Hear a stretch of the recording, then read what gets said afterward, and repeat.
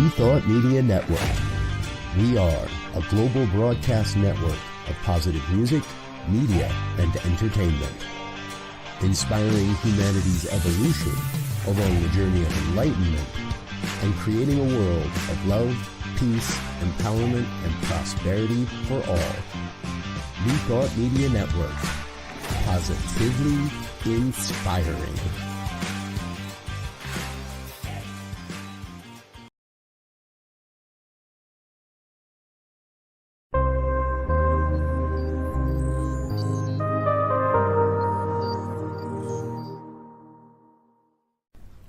New Thought Media Network. We are a global broadcast network of positive music, media, and entertainment, inspiring humanity's evolution along the journey of enlightenment and creating a world of love, peace, empowerment, and prosperity for all. New Thought Media Network. Positively inspiring.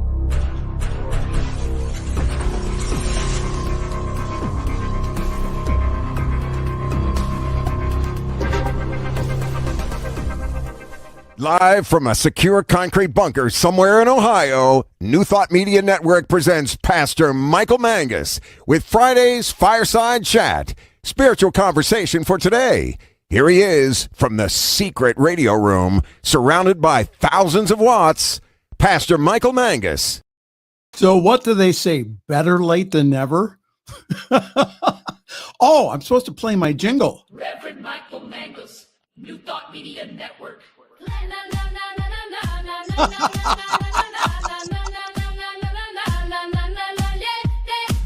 All right, that's enough of that. Well, hi there. Good evening and welcome to everyone across the United States and also around the world, since we are global. This is, once again, another fun-filled, thrill-packed, and guaranteed by Reverend Jeff Radcliff to be a great show here on the New Thought Media Network, Friday evening's Fireside Chat with Reverend Michael Mangus and a host of zillions of people watching worldwide from the secure concrete bunker somewhere around Akron, Ohio, that is so top secret. Only one person knows where it's at. Everyone else has no clue, especially that Reverend Dr. Robert Brzezinski, especially him. He has no clue where it's at. He thinks he does, but he really doesn't. And we're going to keep it that way. Well, we do have a wonderful show for you this evening. And let's see here. Okay. Jeff is saying I didn't get hit by a Russian drone. No, I did not. So what happened is that we were having technical difficulties here at the concrete bunker. So, anyhow, we figured it out. Thank you to the spiritual director of Summit CSL, Diana Mangus, who got on the phone with Spectrum, and we figured it out. So again, we do have a wonderful show for all of my shy people out there. If you don't want to comment, all you need to do is to write me, pastormichaelmangus@gmail.com, pastormichaelmangus@gmail.com. And I do actually read them during the week. Now, I don't read Jeff's, but I do read yours.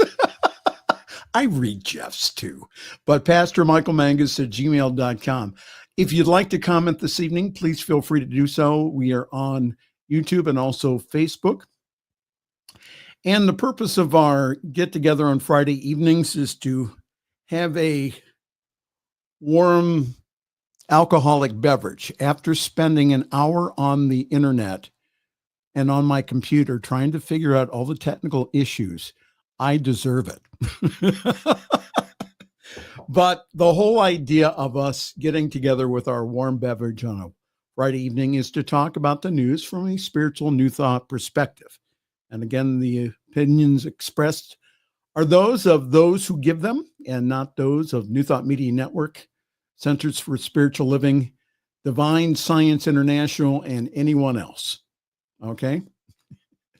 So The reason we do it this way with a lot of humor and a lot of yucks is because that we want to be able to present the news in a palatable form.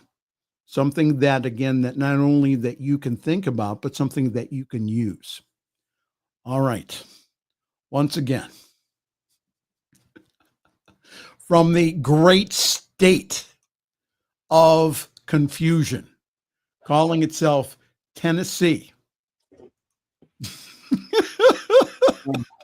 we have this evening, just for you, Reverend Jeff Radcliff.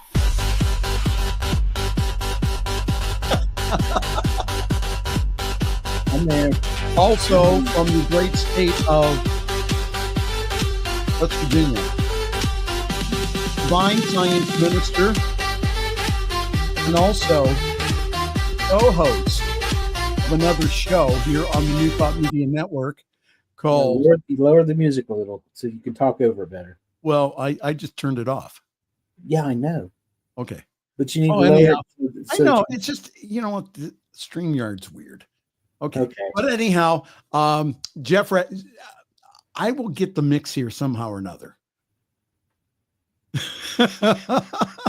Well, I know really that you and Reverend Dr. Brzezinski, my boss, we're like this, man. Brzezinski, you know what? Can you talk to him about a new computer and also a new... Now, I did double my internet gig this week from 500 millibytes all the way up to 1 gig. Okay. But for some reason, tonight, here on the New Thought Media Network, here on the Friday evening Fireside Chat,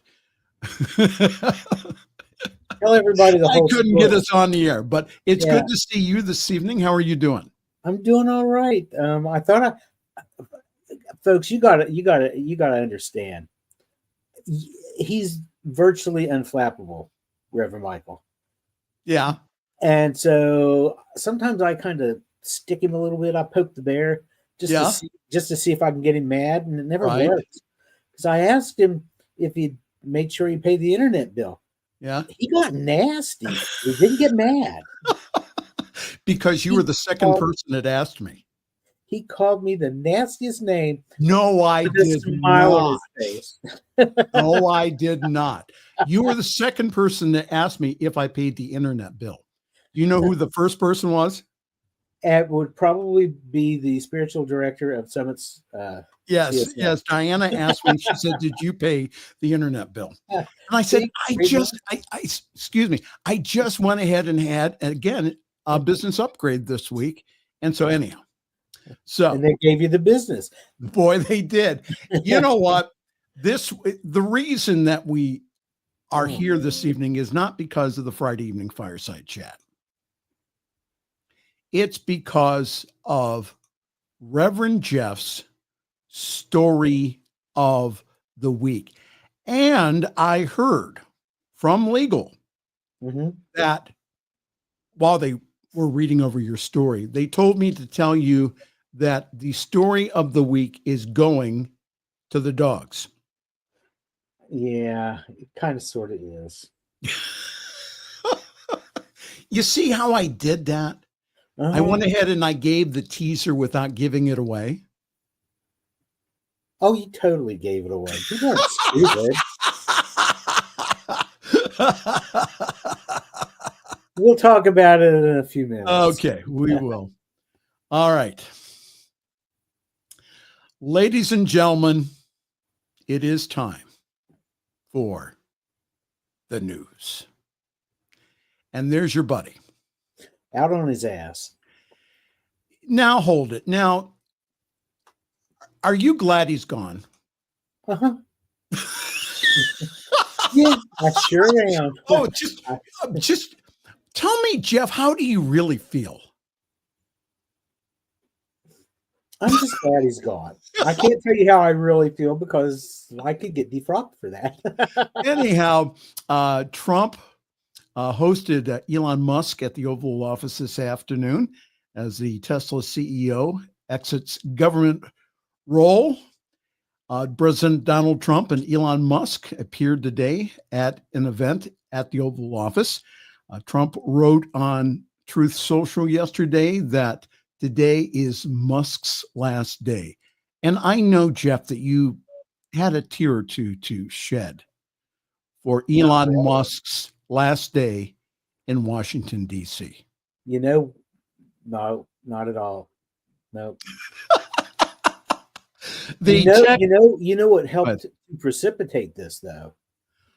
Well, I'll read it. Habits. It's right here. It says the tech billionaire announced on Wednesday his time in the Trump administration had come to an end.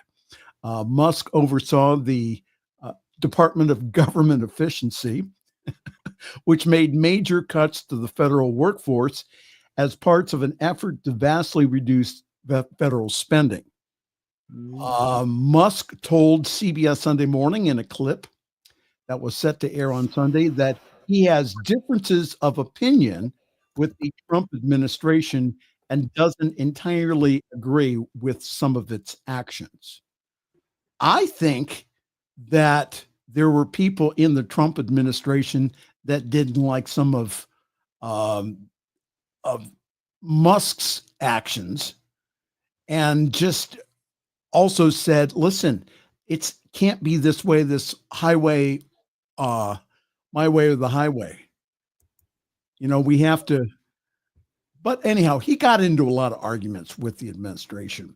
So he also criticized the GOP's big, beautiful bill advancing Trump's domestic policy agenda for increasing the deficit. Jeff. Get on to the good stuff. We know all this. Get on to the good stuff. Talk about the news story out of the New York Times. Oh, well, tell me. Go ahead. You don't know? Well, go ahead. Oh, you mean about the drug use? He's into everything. They were talking about ketamine.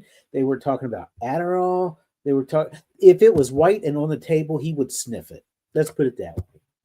Ecstasy, They said that he traveled around with a pill box that contained all kinds of interesting little tidbits.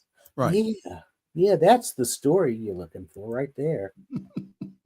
And yeah. Well, again, I'm not gonna pretend to shed any crocodile tears for him because I don't think that he deserves it. I think the American people will come out stronger and farther ahead because he is gone. He's just the first. It's all divine. Again, you last week, and we have it on recorded videotape, the old-fashioned type. You said last week you made a prophetic prediction. You said that the Democrats are going to be on a blue wave in 2026, taking over the House and Senate and getting Trump out of office. Is that correct? That's pretty accurate, yeah. Are you using the gifts of the Holy Spirit for that? Is that? I have done everything. I have lit candles. I have prayed. I have meditated. I have danced naked under the moon. And believe you me, that's what brings the coyotes to my yard. I live out in the country. They're all over everywhere. So, yeah. All right. Well, let's get on with the news here before we get into trouble with legal here. We're already in trouble with legal. President Donald Trump traveled to PA today to tout a partnership between U.S. Steel and the Japan-based Nippon Steel that he says will keep the company's headquarters in Pittsburgh. Trump announced the deal last week on Truth Social, saying that it will draw $14 billion in investment towards the U.S. economy and create at least 70,000 jobs. Well, I hope he creates those jobs in and around the Pittsburgh area. But Trump's post includes few details what was included in the deal. Now, some background here. Former President Joe Biden, he blocked the $14.3 billion acquisition during his last week in office. The deal has also been controversial since it was first announced in December 2023, with both sides on the political aisle opposing foreign control of a once key component of U.S. industrial might that has fallen on hard times. There still is steel industry here in the Midwest. And so, hey, you're going to, if this keeps jobs, why not? Your comment, Jeff Radcliff. Well, if it keeps jobs, why not? Yeah, but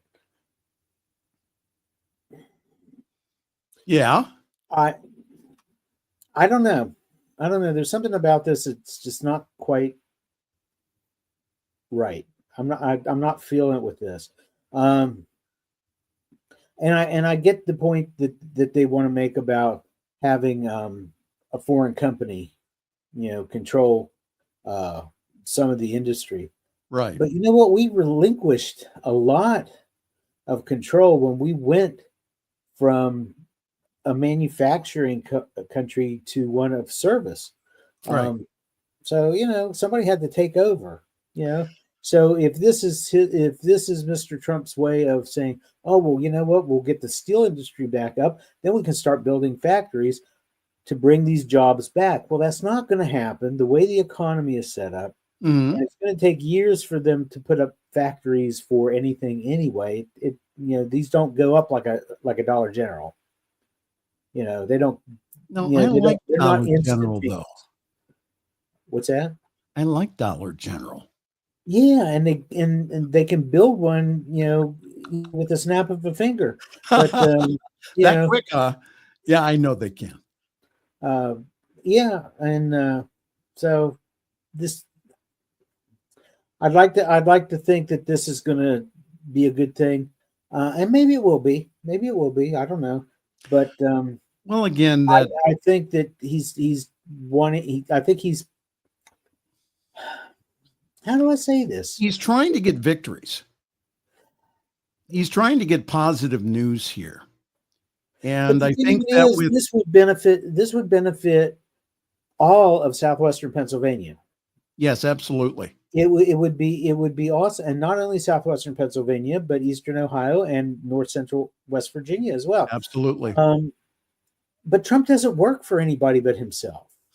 He doesn't keep anybody else's good in mind when he's doing it. But he likes, as much as he protests the press, is that he does like occasional positive press coverage. And that's what I think that we have here.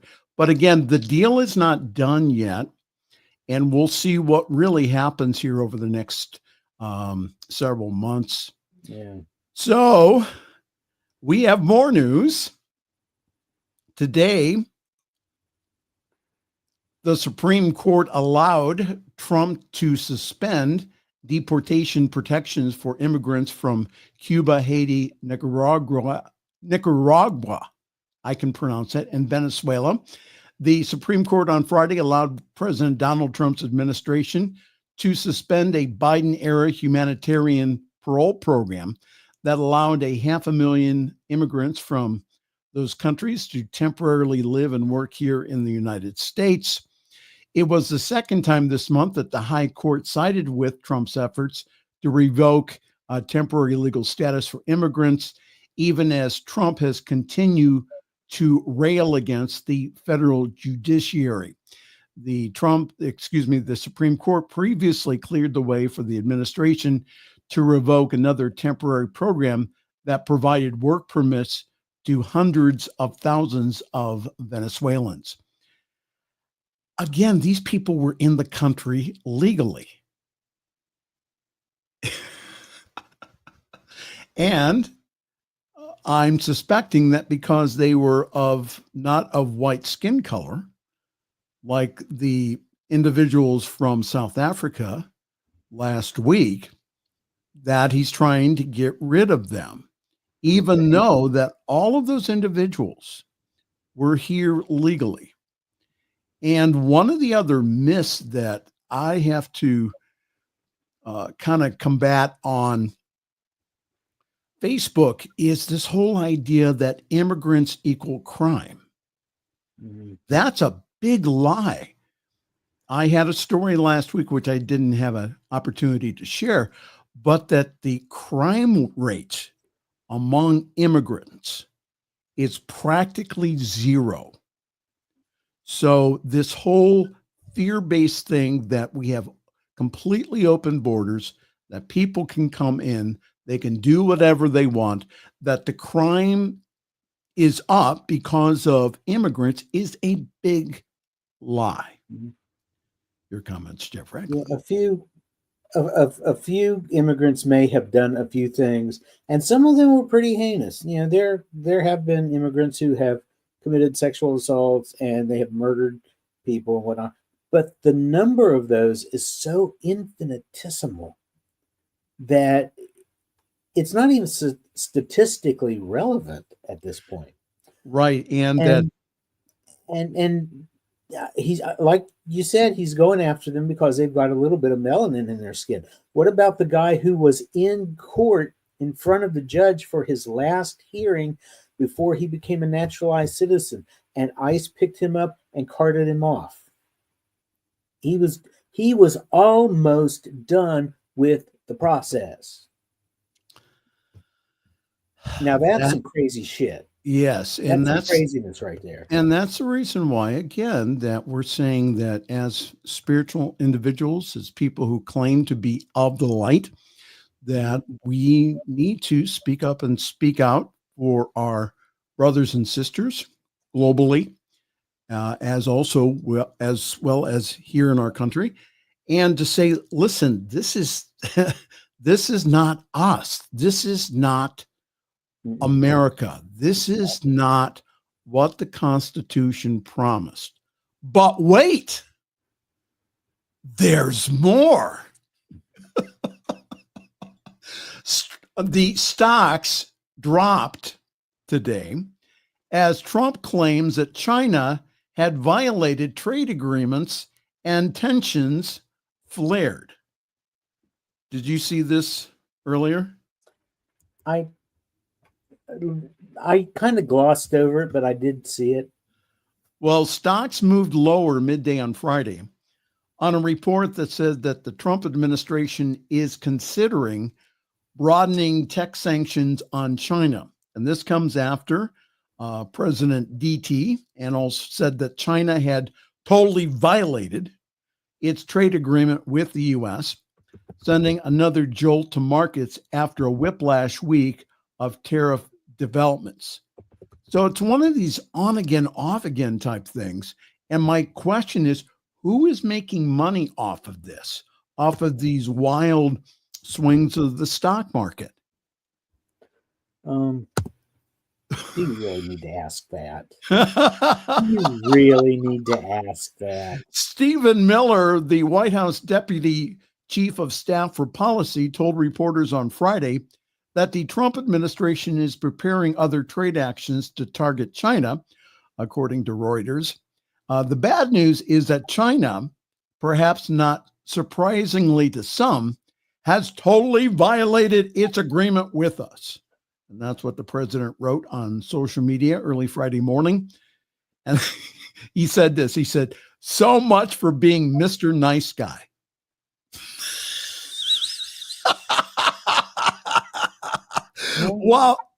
While stocks are lower on Friday, the overall reaction from the markets was relatively muted. Wall Street had started to bet that if Trump makes a trade war threat, he will eventually back down.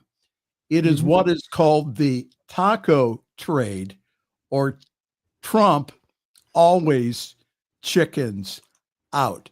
Do you, or have you seen the memes on social media of him in a chicken suit with a taco. I've seen him. I I've posted something.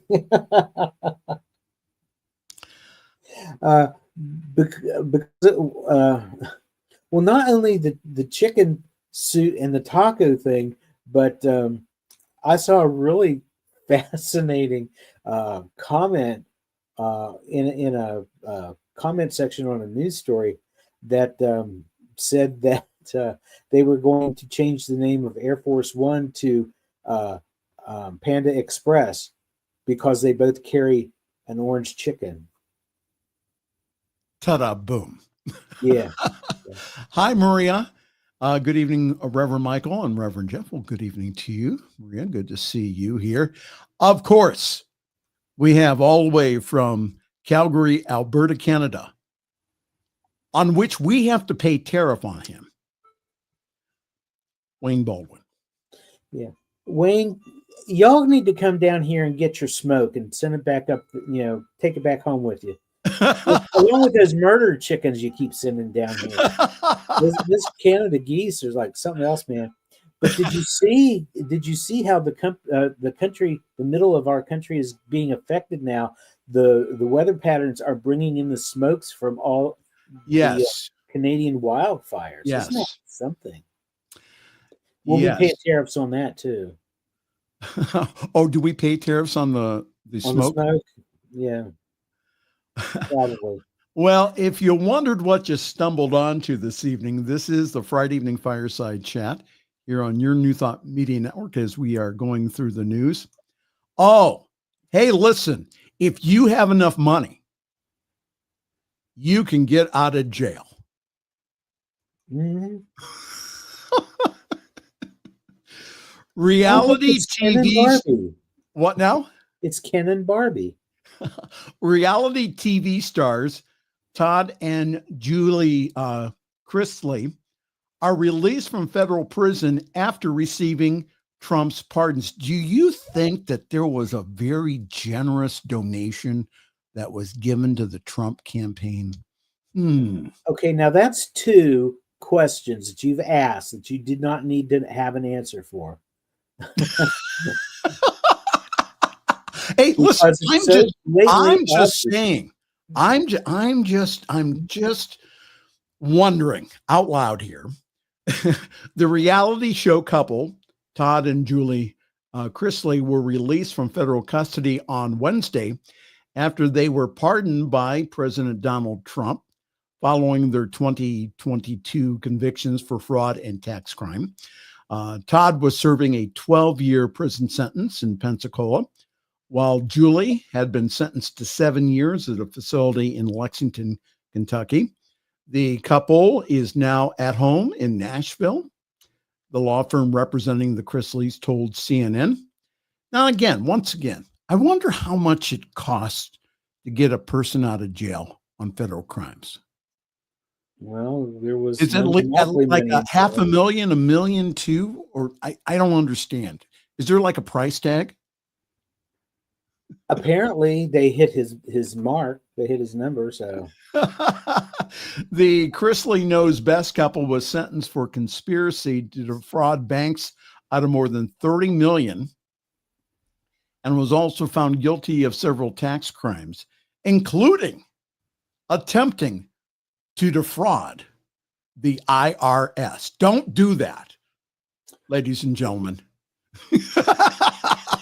He likes to talk about how much more put upon he was than the late, great Al Capone. Al Capone killed a lot of people, but he went to jail for one count of tax evasion.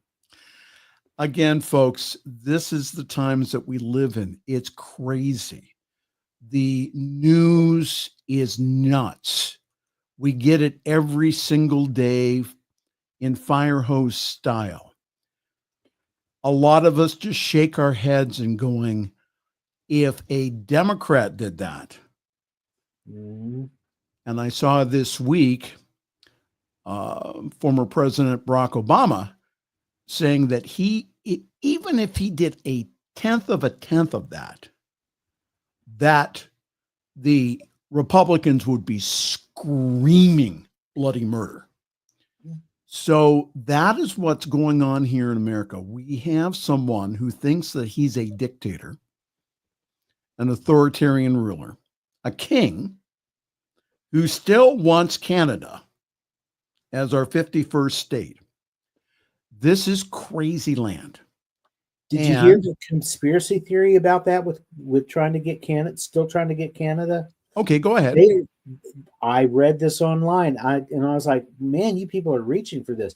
They are saying that we sent FBI operatives up there to start those fires, to burn them out, so that Trump could come in and rescue Canada, and he would be like some sort of savior to the Canadian people. No. I mean, that's some crazy stuff there. No. People There's some serious wildfires and people are being affected up in Canada. Yes, they do have a vast millions of acres of timber up there, but still that all of this stuff, again, if you think you're taking crazy pills, you're not. And that it's still important to keep informed and to understand that voting matters. We can get rid of these politicians. I have a story about here in Ohio about how they're trying to ramrod Vivek Ramaswamy into the governor's seat.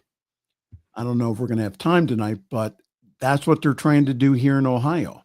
And man, the fact that they would take the tragedies that are these wildfires and try to spin it into some weird GOP fever dream just totally boggles the mind. So again, that's why we still do our spiritual practice daily. Yeah. We encourage other people to do spiritual practice. We also encourage individuals, again, to be politically active. It doesn't mean running for office, but again, to let your voice be known, even if you get letters back like Jeff did from his congressperson that said, go pound salt. It still makes a difference when we are involved in, again, making a world that works for everyone. And I had the discussion again with our common friend online, Jeff, who's constantly calling me political. And he's saying, your party.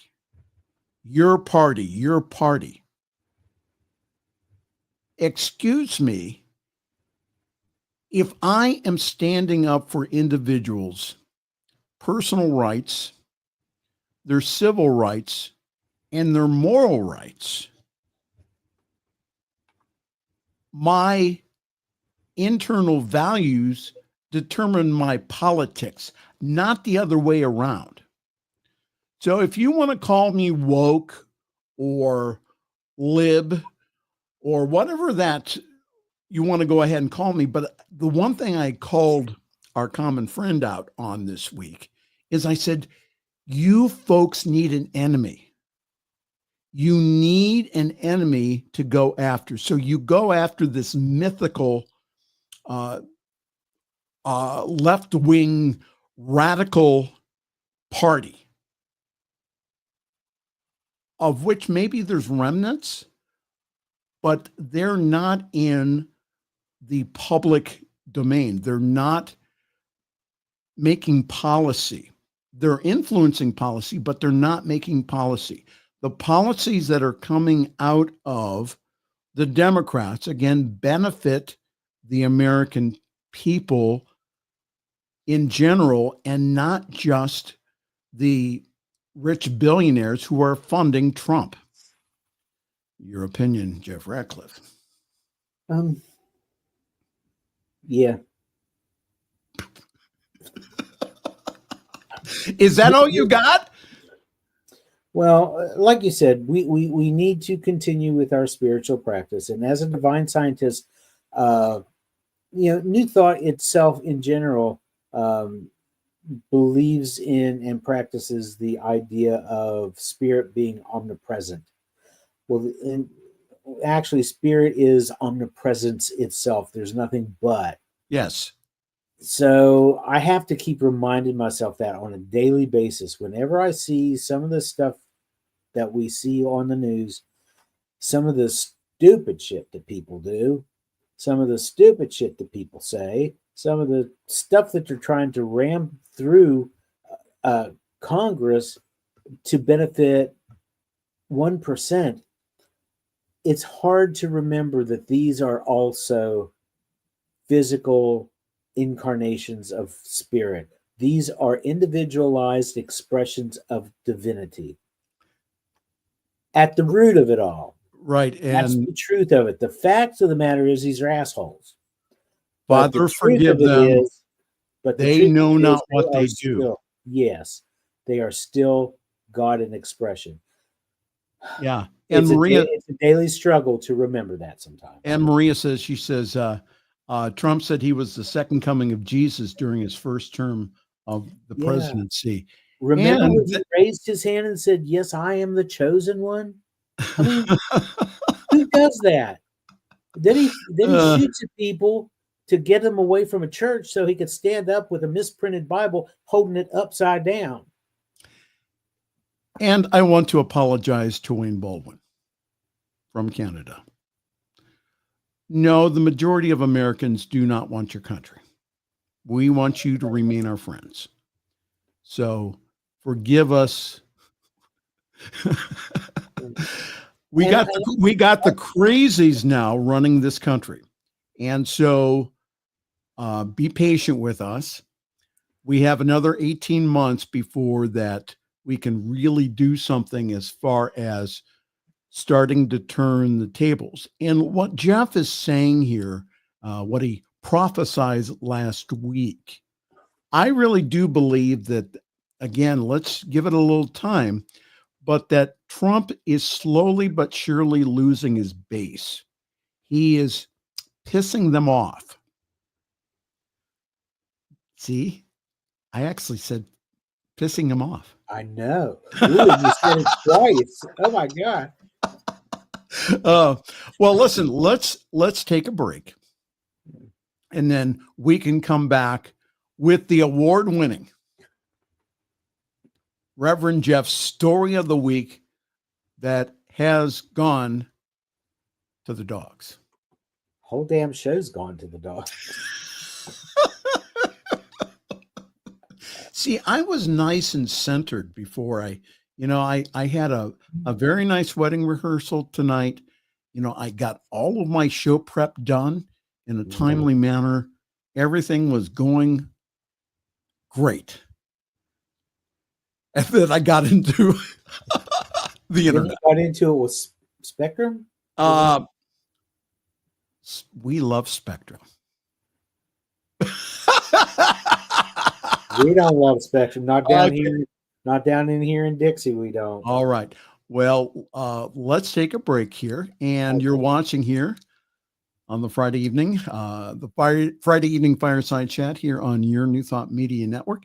And I just wanted to tell you that this Sunday, here at home base here in Akron, Ohio, summitcsl.org, we're going to have a wonderful Sunday service. Our guest speaker will be our music director, the Reverend John Miller. So join us on Sunday, 10:30 Eastern, 7:30 Mountain Time in the morning. We'd love to see you. All of our Zoom information is on summitcsl.org. All right. We're going to take a really quick break, and then we will be back with the award-winning Reverend Jeff's story of the week. This is the Friday evening Fireside Chat here on your New Thought Media Network. New Thought Media Network is proud to present New Thought's Roots and Branches with Reverend Dr. Ruth Miller. Join us every Tuesday at 4 p.m. Mountain Time. Tune in live or watch anytime on our YouTube channel. Discover the rich history of New Thought and its impact on modern spirituality. Join Reverend Dr. Ruth Miller as she shares insights, stories, and teachings that inspire and uplift. Experience deep insights and transformative teachings that connect you to the roots of New Thought. Visit our YouTube channel to catch up on past episodes and join us live every Tuesday at 4 p.m. Connect with us and be part of the journey.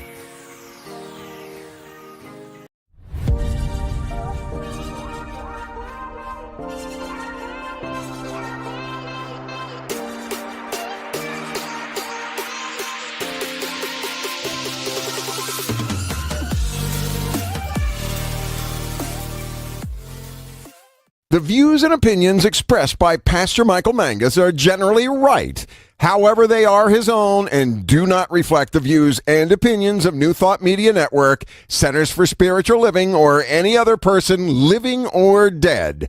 As they say in the 12-Step Recovery Program, take what you like and leave the rest. Here again is Pastor Michael. I'm not going to jingle you this week. I'm just going to go right into it. Ladies and gentlemen, it is time for Reverend Jeff's story of the week. And here he is from his studios all the way in Tennessee, 1 hour away from Nashville, the Reverend Jeff Radcliff. Yeah, thank you. Thank you. Going back home for this story. Not much. West Virginia gets the short end of the stick a lot of times because people have weird ideas about the people who live there and what they're about and what they do. But sometimes we get some really cool stuff that comes out of there that people need to know about. This is one of them. I want to tell you about Hercules and Ned, and they are very busy border collies. Go ahead, Michael, and put it up. They have a spacious office at West Virginia International Yeager Airport. That's West Virginia's busiest airport, actually. It's on top of a mountain, and it's kind of a from what I understand, it's kind of an interesting layout, and because it looks like as the plane is coming in for a landing, that you're going to just keep going off the runway over the side of the mountain. That happen often. But anyway, there are a lot of animals that live up on that mountain. Canada geese, there are hawks, they've got ducks, songbirds, bats. Birds especially are very dangerous when it comes to airplanes. And when it rains, worms come to the surface, and of course you got an increase in bird activity. And if you suck some birds up into your airline engine, not a good thing. So what happens with that's not in the maintenance manual. That's true. That's true. I know. Be quiet. Yeah. No, back into the back. Yeah. Okay. Bye. Shush. It's okay. It's okay. We'll talk to you later. But Ned and Hercules and their handler make daily patrols along the mile-long airfield to make sure that birds and other wildlife stay out of the plane's way. And this way they ensure that the passengers and the crew on the airlines are safe, because collisions between wildlife and planes are common at airports all over the country. But with that in mind, Yeager management in 2018 bought Hercules and brought him there at the recommendation of a wildlife biologist. He spent the first 18 months of his life training to herd geese and sheep in his birthplace of Charlotte, North Carolina. And the place that raised him, Flyaway Geese, teaches border collies to help businesses address nuisance wildlife problems. So Hercules came about 7 years ago for the first time, and he took over, and it was like he was meant to be there. He's done an amazing job, they say. They're very proud of him. He's also the chief ambassador for the airport. He welcomes passengers inside the terminal. He hangs out, and he likes to to, just kind of schmooze with people. And he's become a local celebrity. He's got his own Instagram. He's got his own TikTok account. And school children, groups of school children come to the airport to meet with him. Now that he's 8 years old, he's getting a little bit of age on him. So they brought in Ned. Ned is 2 years old. He came in last year from another kennel where he also trained to herd geese and goats. And so he learned the commands from Hercules and their handler, whose last name is Kaiser. I can't remember what Kaiser's first name is right off the top of my head. But so now they go off running off birds together. And Hercules is pretty laid back when he's inside the airport, but he gets really excited when it's time to go to work, and he barks at the door. He wants to get out there and do it. Ned is always moving. They say when he's not outside, he takes his blue bouncy ball into the airport and gets people to play fetch with it. So that's pretty cool. They get a lot of exercise. It's an all-day job. They're in touch. They're watching. They're using all their little doggy senses. Well, except for their hearing, because Kaiser's the one with the radio who's in touch with the control tower, because the control tower can see if there's a flock of birds half a mile away that maybe they can't. So, the whole airport, this is a team. This is a team effort that they got going on here. And so their instincts are to herd and not to kill any of these animals, but these animals don't know that. They just see these dogs coming after them, and so they take off. The deer, the birds, whatever. And did you know 19,000 airplane strikes with wildlife happened at U.S. airports in 2023? Yes. 25% of them were caused by birds. So, and from 1988 to 2023, the wildlife collisions in the U.S. killed 76 people and destroyed 126 airplanes. And LaGuardia Airport in New York, they could have used Hercules and Ned back in 2009. Do you remember that? Yes. Canada geese Absolutely. knocked out the engines of that airplane. And Sully Sullenberger, the pilot, flew the jet, guided it into the Hudson River, but all 155 people survived, and got to go see the movie that starred Tom Hanks about their little adventure. So, ladies and gentlemen, yeah, that is Reverend Jeff's story of the week, and now you know a little feel why good I told you that his story went to the dogs. Yeah. But in a good way. In a good way. All right. So, you know that I like performing weddings, right? Uh-huh. Yeah. You do like one or two or three. Okay. So I have a couple of stories this week. Uh-oh. Which are interesting. A bride suffers injury after groom shoves cake in her face, and the marriage ends instantly. A Reddit user shared a tale of a wedding cake smash that went horribly wrong. Now, during the festivities, the groom accidentally sliced his bride's face with a fork, causing her to bleed for several minutes at the reception. Now, red does not look good on white. All right. In a surprising turn of events, the relationship later ended in divorce. It is a time-honored tradition for one or both of the partners to playfully smash a piece of wedding cake onto each other's face after cutting the cake.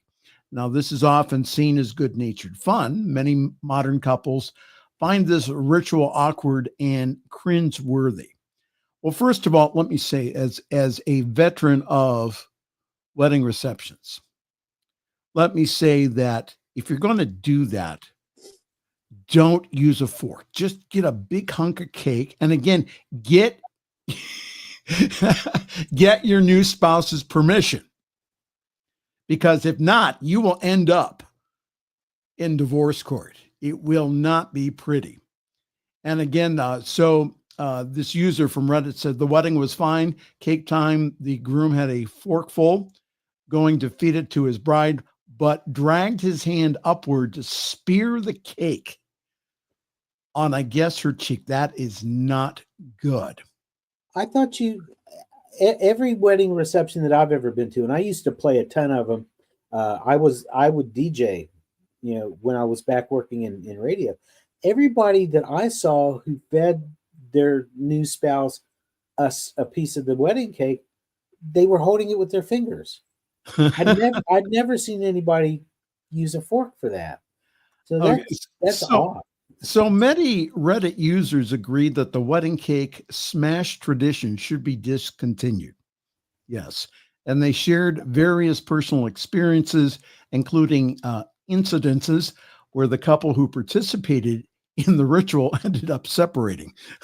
One user shared a particularly memorable story about a bride who decided to leave her husband immediately after the wedding ceremony. Her hair, her makeup, and dress were ruined. She walked out, and the groom's brother took her home, telling her he pulled so many pranks on him over the years, he basically doesn't see him anymore. So moral of story, okay? Don't do that without consent. No, just don't do it, period. It's stupid. You know how much money that cake cost? How much money her dress and her makeup and her hair cost? Or how much money he might have put into that tux? And for the other person to shove cake in their face? I mean, I'm sorry. That's just my idea. Grounds for divorce or annulment. I would rather have my marriage annulled immediately rather than say I was married to that son of a bean picker and now I'm divorced from him. I mean, I would rather just have the whole marriage just wiped out with an annulment. So the first wedding I ever DJ'd, half of my equipment didn't work. The bride and groom got drunk and they ended up throwing the rings at each other. And they're probably still married today. The whole thing, just the whole cake thing. But then on the other hand, I also have other issues with marriages, with weddings, and the idea that, I probably shouldn't say this on. I'll stop, because I could really get in trouble with this one. Well, again, when you spend upwards to $50,000 on these things, why couldn't you just pare it back? I could put together a very nice wedding with venue, with officiant for $15,000 around here. Maybe you and I should do that sometime. I helped with a wedding. My former wife and I, one of her coworkers decided she wanted to get married. It was a winter wedding. They found a cabin, in a state park that they were able to rent. It was the wedding was outside, so the reception was inside. But it was a very short wedding too, because it was like 20 degrees outside. But the bride came down this snow-covered path. The groom was there. It was a pagan wedding, so cool. Everybody was dressed in what they thought pagan garb was like, and some of it was pretty accurate, some of it not quite so much. But it was the best time. My wife helped to make the wedding dress. My boss and I donated the equipment and our time to DJ. Oh, nice. Other women, co-workers of this lady, catered it. They did all the cooking at the venue, at the cabin. So it was all home cooked. It was awesome. It was the best 4 hours that I ever spent in the middle of the winter. Anne Maria has wedding advice. She says, elope and have an awesome honeymoon. Mm. And that came straight from Maria. So you know that that's good advice. Yeah. Thank you, Maria. Really appreciate that. I agree. All right. One more, but this is more of a cheery wedding story to end our Friday evening fireside chat. So take the graphic down off of there. We don't need that anymore. The what now? Take my little Reverend Jeff story. Of the week. Okay. I'm sorry. Yeah. Yeah, this is your story now. Okay, my story. Okay. Go for it. Reverend Michael's story of the week. Story of the week. Well, this happened in Ohio. So a couple's 200-person wedding ruined by sudden downpour, and then the bride does the unexpected. It says most people dream of sunshine and blue skies on their wedding day. But for one Kentucky couple, a sudden downpour turned their outdoor ceremony into something even more magical. Instead of letting the rain ruin their plans, Ashley and Mason Sargent embraced every drop, dancing and laughing alongside 200 soaked but smiling guests. With umbrellas tossed aside and spirits soaring, what could have been a disaster became a celebration of love. And that Ashley said that I knew that there was a slight chance. Listen, when there's a slight chance, it's usually going to happen. But that it was going to rain on our wedding day. That's a chance you take when you have an outdoor wedding. And I was prepared for that. The wedding took place on July 29th of last year in Indian Hill, Ohio. It was held outdoors and completely uncovered. Although the 24-year-old bride and her planner were aware that it might rain, they never expected the downpour. So what they did was they had a big party in the rain. What else you gonna do? You're outside, Hey, just go ahead and embrace it and have a good time. Well, that explains why I'm looking at these women in their dresses and their bare feet. Yeah, isn't that cool though? I think awesome. again, it's here in Ohio, especially outdoor weddings, which I do a lot of here. That again, you keep them under 20 minutes because you never know what the weather is going to be like. So it's sometimes it's really hot and sometimes it can be very cold. So the first wedding that I did when I after I moved to Tennessee was an outdoor wedding. Fortunately, I was under a kind of a pavilion type thing, but the bride and the groom were out there. Everybody else was out there. The Blue Angels were in town. Yeah. Right after I pronounced them man and wife, and as he's kissing his bride, 5 jet planes flew overhead in formation. How cool is that? They didn't pay extra for that. They didn't pay that was a freebie.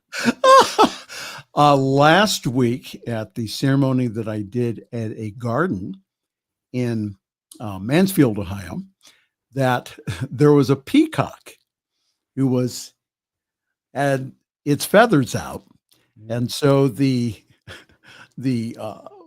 photographer and the couple were trying to get a picture of the couple in front of the peacock. So, well, guess what? Reverend Dr. Brzezinski just came on and now he left the studio because he's probably saying, why are we here at 9:31? Because right now he has his program called Ask Dr. Robert Anything. Ask him anything. Now, he may not give you a correct answer. but you can ask him anything. So I think that that's the signal for us to end. Okay, we can do that. So Wayne, for the record, Maria, it was great to see both of you. Thank you. Yeah, Maria, thank you so very much. Yeah, thank you for your great comments. And Wayne, I find your lack of faith disturbing. Oh, Wayne always has a quote or two. Yeah. All right. Time for us to go. Again, thank you so very much for joining us this week here on Friday evening's Fireside Chat here on your New Thought Media Network. Good to see everyone this evening. We are taking the week off next week because of my wedding schedule, but the following week we will be back. We will be back right here on Positively Inspiring New Thought Media Network. I am Reverend Michael Mangus along with the Reverend Jeff Radcliff, and we're going to wish you a very pleasant good night, and you have a wonderful week. Thanks for joining us this evening for Friday's Fireside Chat with Pastor Michael Mangus. Join us again next week at 8 Eastern, 6 Mountain for more spiritual conversations for today. For more information and replays of past shows, please visit the New Thought Radio and Media Network's Facebook page. Until next week, may God bless you richly and abundantly.